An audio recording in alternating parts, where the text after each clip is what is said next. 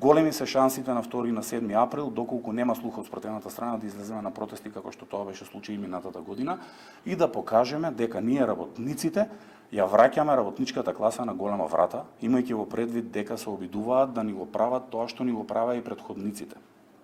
Јас лично како Слободан Трендафилов не знаев дека сум толку јак да обединам цела опозиција, да застане позади мене, да поддржи зголемување на платите на работниците, а од друга страна партијата на власт да се плаши од еден човек на кој планира да му скине главата. Тоа што сакам да го порачам денеска е дека нема да дозволиме апсолутно на никој, без оглед на тоа дали доаѓа од власт или од опозиција, како Сојуз на синдикати на Македонија, како организација која опстои 79 години во Македонија, да